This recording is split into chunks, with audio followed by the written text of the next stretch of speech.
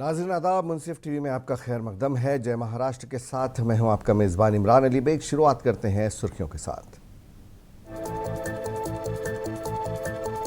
Congress MLA सुलभा खोडसे NCP Ajit Pawar group में हुई शामिल।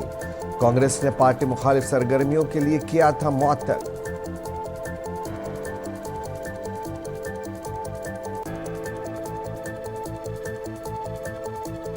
महाराष्ट्र में महाविकास आघाड़ी की हुकूमत बनेगी, शिवसेना यूबीटी के तर्जुमान आनंद दुबे का दावा।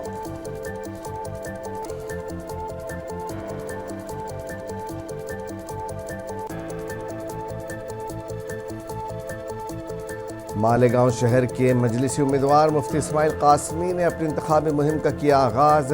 घर घर पहुंचकर लोगों से की मुलाकात, दोबारा मौका देने की अपील की।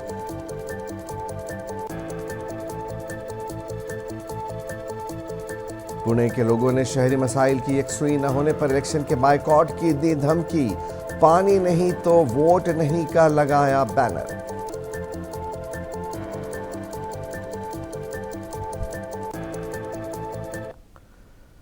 अजीत पवार की मौजूदगी में कांग्रेस एमएलए सुलभा खोडसे अजीत पवार एनसीपी में शामिल हो गई हैं। एनसीपी सरबराह अजीत पवार ने सुलभा खोडसे का पार्टी में खैर मकदम किया। सुलभा खोडसे अमरावती से कांग्रेस की एमएलए रही हैं, ताहम हाल ही में पार्टी मुखालिफ सरगर्मियों की वजह से कांग्रेस ने सुलभा खोडसे को 6 साल के लिए मुअत्तल कर दिया था। खोडसे उन 7 एमएलएज में शामिल थीं जिन्होंने कानून साज काउंसिल के इंतखाबात में क्रॉस वोट किया था, जिसके नतीजे में ऑपोजिशन के महाविकास आघाड़ी इत्तेहाद के उम्मीदवार जयंत पाटिल को शिकस्त हुई थी। खोडसे के शौहर नायब वज़ीर आला अजीत पवार के करीबी साथी हैं।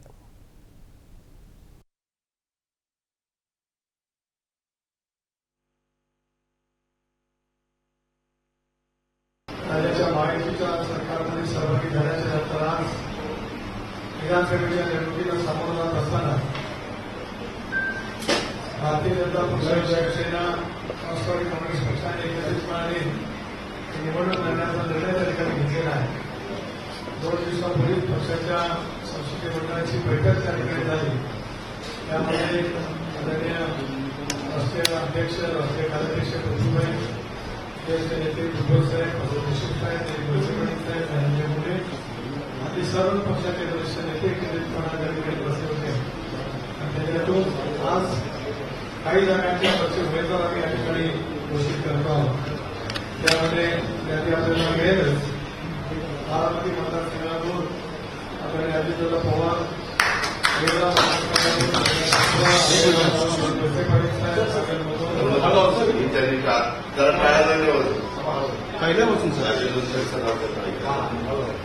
बारामती मतदारसंघातून अजितदादा पवार, देवरा मतदारसंघातून भुजबळ साहेब। महाराष्ट्र के असेंबली इंतखाबात में एमवीए सीट की तकसीम पर शिवसेना यूबीटी के तर्जुमान आनंद दुबे ने कहा कि महाराष्ट्र में महाविकास आघाड़ी की हुकूमत बनेगी। सीटों की तकसीम पर रोज़ाना बातचीत हो रही है। उन्होंने कहा कि शिवसेना यूबीटी ज़्यादा से ज़्यादा सीटों पर इलेक्शन लड़ना चाहेगी।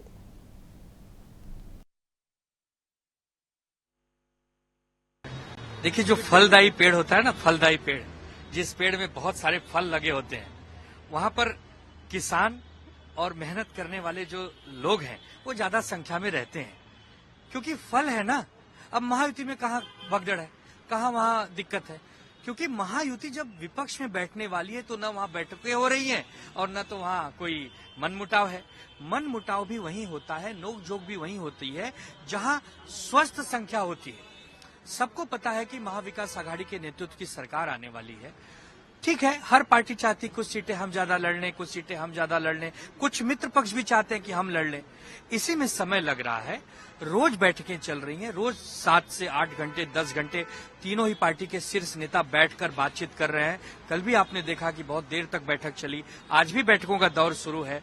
हमें पूरा विश्वास है कि कुछ घंटों में इसका निर्णय हो जाएगा।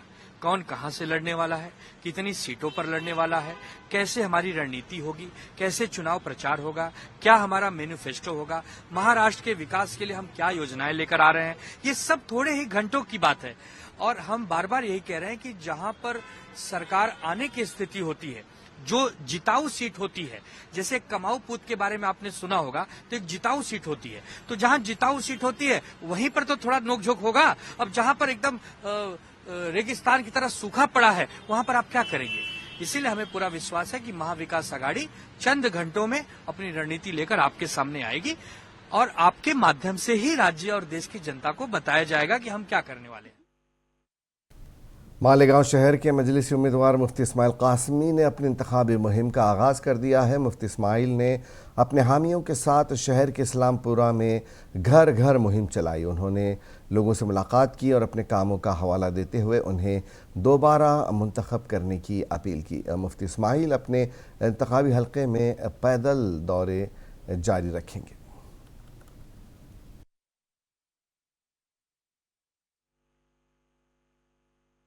प्रचार का पहला दिन है और फॉर्म दाखिल करने का भी पहला दिन है। हमने अपने प्रचार का आगाज़ कुम्हारबाड़ा और इस्लामपुरे से किया है। ये वो इलाका है जहां अल्हम्दुलिल्लाह बहुत सारे लोग, बल्कि यूं कहिए कि सभी लोग हमारे जानने और मानने वाले लोग हैं। हमने प्रचार का आगाज़ किया है माजी की तरह, घर घर जा कर के रब्ता करेंगे। अपने 5 साल में एक एमएलए होने के नाते जो बड़े बड़े काम हैं उन कामों को हम लोगों तक पहुंचाने की कोशिश कर रहे हैं और हमें ये उम्मीद है कि इन बड़े कामों को देख करके लोग घर पर रब्ता करने की वजह से हमें आइंदा भी वोट देंगे और ख़िदमत करने का मौका देंगे। साहब, आज आपने साथियों का इंतज़ार भी नहीं किया और काम पर लग गए। असल में हम लोग काफ़ी लेट हो गए। प्रोग्राम हमारा तो 10 बजे से होना था और हम लोगों को इस प्रचार का आगाज़ 15-20 दिन पहले से करना था, लेकिन कुछ हालात की वजह से हम लोग थोड़ा लेट हो गए। इसलिए हम लोग 10 बजे निकलने वाले थे, 11 बजे के बाद निकले। कड़ी धूप में ऑटो की बरसात को लेकर क्या टारगेट लग रहा है? इंशाअल्लाह बहुत अच्छी अक्सरियत से जीतेंगे। घर घर जा रहे लोग क्या कह रहे हैं? घर घर जा रहे हैं, सभी हमारा इस्तकबाल कर रहे हैं। लोगों के चेहरे बताते हैं कि वो हमको चाहते हैं या नहीं चाहते हैं, पसंद करते हैं या नहीं पसंद करते। लोगों का चेहरा बताता है, लोगों की बात बताती है। अभी हम जितनी जगहों पर गए अल्हम्दुलिल्लाह हर जगह से हमें पॉजिटिव तासुर मिला है, मुस्बत तासुर मिला है। हमें लोगों से बहुत आस और उम्मीद है और लोगों का जो तासुर है हमें उससे पता चलता है कि ये। महाराष्ट्र में AIMIM के इलाकाई एग्जीक्यूटिव सदर डॉक्टर अब्दुल गफ्फार कादरी ने अपने हुद्दे से इस्तीफ़ा दे दिया है। अब्दुल गफ्फार कादरी ने एक प्रेस कॉन्फ्रेंस में इसका ऐलान किया। उन्होंने पार्टी क़यादत को तनकीद का निशाना बनाया।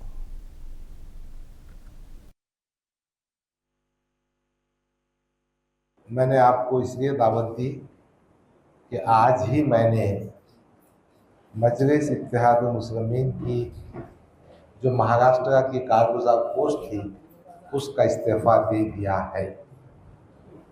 मैंने ये इस्तीफ़ा मोहतरम बैरिस्टर असदुद्दीन ओवैसी के ईमेल पर, व्हाट्सएप पर डाल दिया है। अब हमारा मजलिस से रिश्ता टूट गया है। आपके जहन में सवाल पैदा होता होगा कि 10 साल का पुराना रिश्ता कैसे टूट गया और ये बात क्यों कर पैदा हो गई कि डॉक्टर गफ्फार कादरी मजलिस छोड़कर बाहर निकल गया।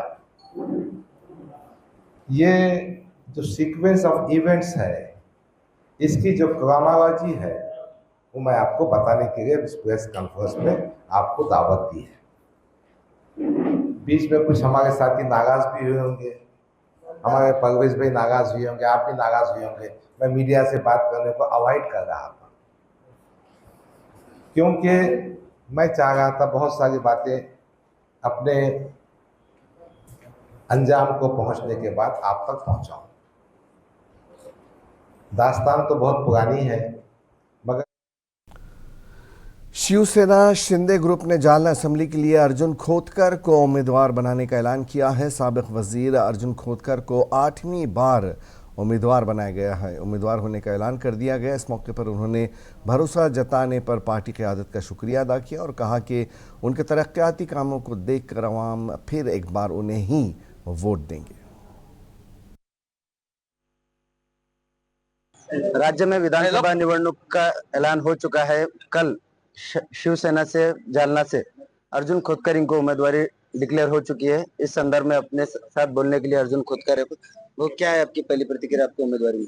प्रतिक्रिया क्या होना है, 8वीं बार पार्टी ने बहुमान दिया है तो आनंद है और खुशी का माहौल है और बिल्कुल लोग बेताब थे चुन के देने के लिए और मुझे बिल्कुल विश्वास है कि लोग मुझे चुन कर देंगे क्योंकि लोगों ने ये चुनाव हाथ में लिया है और विकास काम को देखते हुए जो हम आमदार न होते हुए भी लोग 200-300 करोड़ उसके ऊपर का निधि हमने लाया है और मुझे आशा है कि लोग मुझे चुन के देंगे। जैसे कि मेडिकल कॉलेज है, बड़े बड़े यहाँ पर काम हमने किए तो उसके बलबूते पे हम चुन के आएंगे। जालना से महायुति के तीनों नेता जो है तो इच्छुक थे, आपको विश्वास था आपको उम्मीदवारी मिलेगी? हाँ, हर एक को विश्वास था, उनको उनका पार्टी से विश्वास था, मुझे मेरे पार्टी से विश्वास था, मुझे मिल गया। Thank you. लाडली उधर बुल्ढाना हल्के से शिवसेना शिंदे ग्रुप ने एमएलए संजय गायकवाड़ को दोबारा उम्मीदवार बनाया है। महायुति इत्तेहाद में अब तक बीजेपी ने अपने 99 उम्मीदवारों की लिस्ट जारी कर दी है। शिवसेना शिंदे धड़े ने अपने 45 उम्मीदवारों के नामों का ऐलान किया है।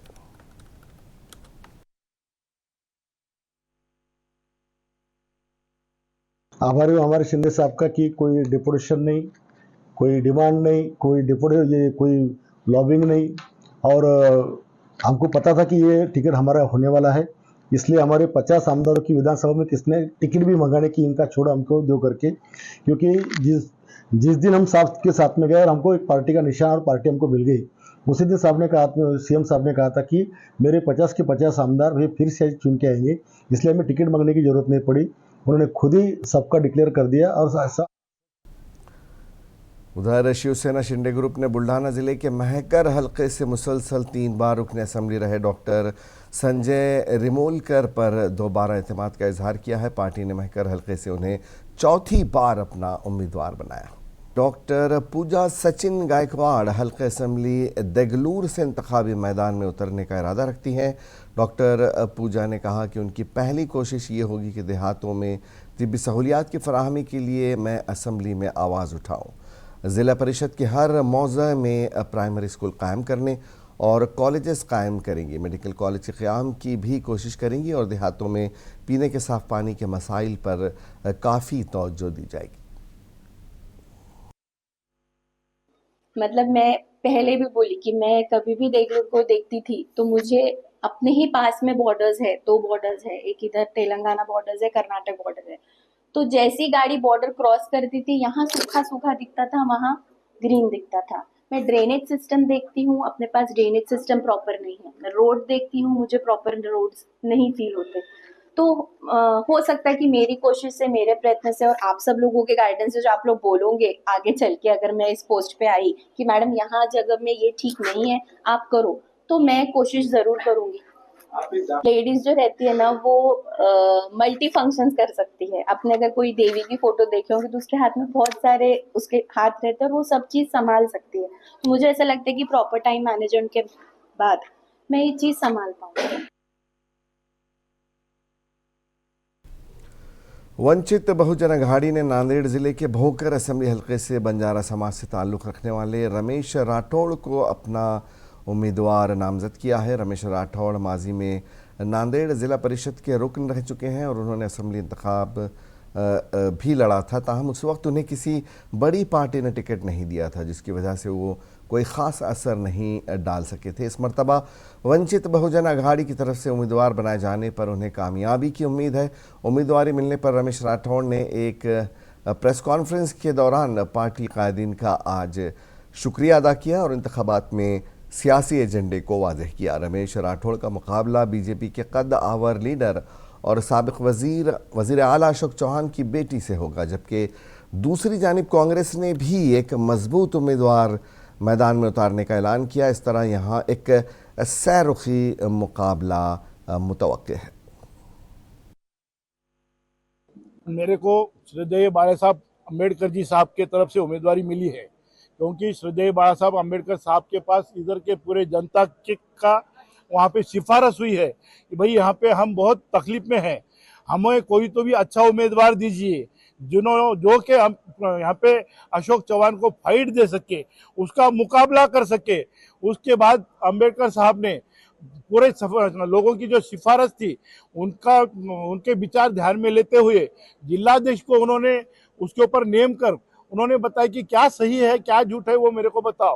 फिर जिला अध्यक्ष ने उनकी जो रिपोर्टिंग की, यहाँ पे भाई बंजारा समाज बड़े तादाद में है, तो वो यहाँ पे अगर कोई बंजारा समाज का कैंडिडेट दिए तो यहाँ पे उनका विजय हो सकता। लेकिन फिर उन्होंने बताया कि भाई वहाँ पे बंजारा समाज का कोई। कांग्रेस जालना लोकसभा के इंचार्ज पीसी शर्मा का कहना है कि महाराष्ट्र हुकूमत लाडली बहना योजना के जरिए ख्वातीन को न सिर्फ 1500 रुपये दे रही है बल्कि महंगाई और मुख्तलिफ अशिया पर टैक्स के जरिए रकम भी इकट्ठा कर रही है। उन्होंने ये भी कहा कि महाराष्ट्र के लोग अब बेदार हो गए हैं, लाडली बहना योजना का ज़्यादा असर नहीं पड़ेगा।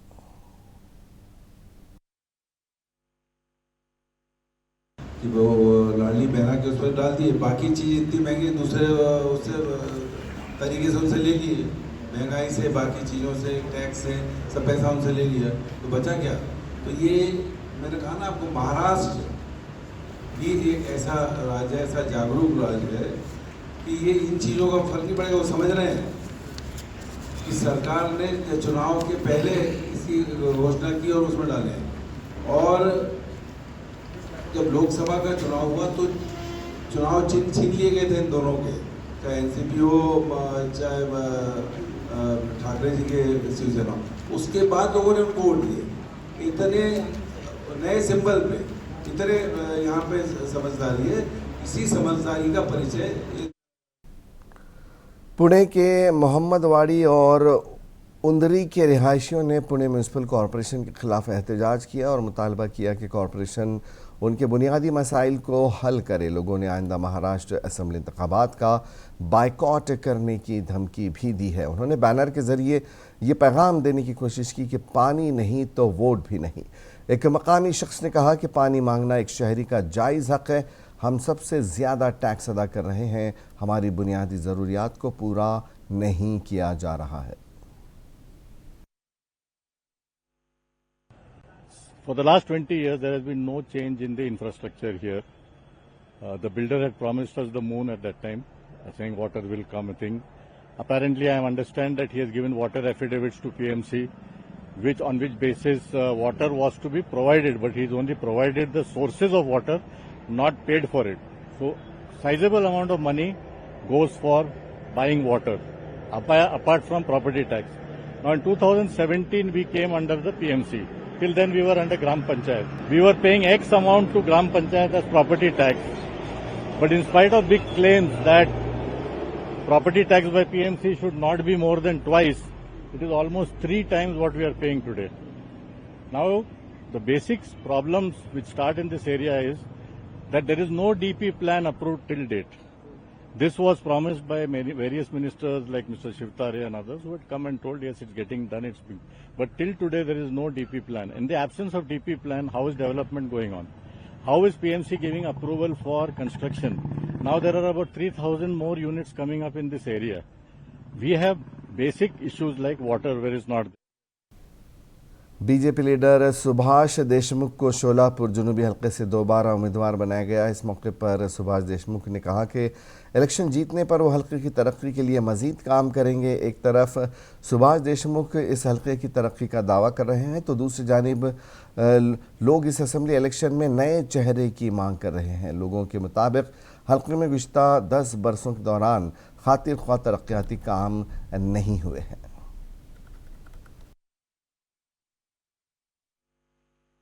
मैं पहले मेरे राष्ट्रीय अध्यक्ष आदरणीय नड्डा साहब जी, देश के प्रधानमंत्री आदरणीय नरेंद्र मोदी साहब जी, आदरणीय अमित शाह साहब, जैसे हमारे प्रदेश के नेता देवेंद्र फडणवीस जी, प्रदेश के हमारे अध्यक्ष चंद्रकांत बावनकुळे जी और निवडणूक संचालन समिति के प्रमुख राव साहब दानवे जी और पूरे बीजेपी टीम का मैं बहुत बहुत धन्यवाद मानता हूँ।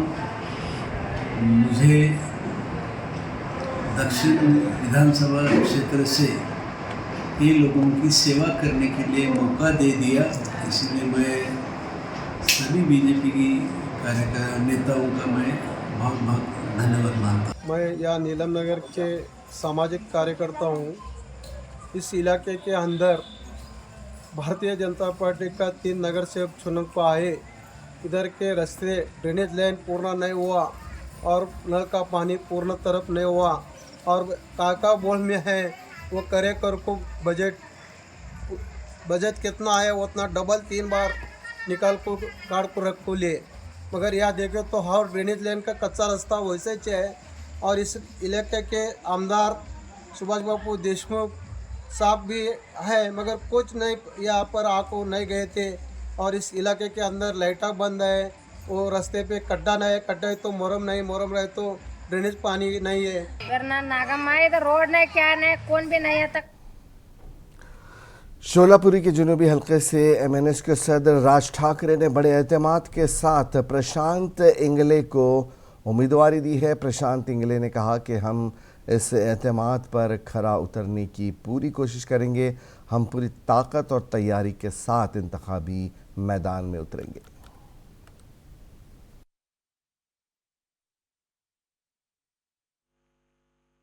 राज साहब ने हमको बोला है कि सोलापुर का जो विकास करने का है, जो लोक प्रतिनिधि है उन्होंने आज तक सोलापुर को भकास किया है। सोलापुर का जो लोगों को जो डेवलपमेंट का जो हिसाब है, जो रोजगार है, रोजगार नहीं मिलने से यहाँ का युवक सोलापुर से बाहर गया है। सोलापुर की जो लोक संख्या है ये पिछली 20 साल से 10 लाख के ऊपर नहीं जा रही। सोलापुर शहर है बूढ़ों का शहर हो गया है। सोलापुर के लिए कुछ करने का जो विजन सन्मान्य राज साहब ने बनाया है वो विचारधारा इसके साथ ये सोलापुर का विकास। नाज़रीन, आपको बताते चलें कि ज़िले रंगारेड्डी के शाद नगर में रेड रोज़ मार्ट खुलने वाला है। ये Red Rose group of companies का चौथा मार्ट है। 24 अक्टूबर दोपहर 2 बजे रेड रोज़ मार्ट का इफ्तिताह होगा। Syed Hamiduddin chairman Red Rose group of companies के हाथों रेड रोज़ मार्ट का इफ्तिताह अमल में आएगा।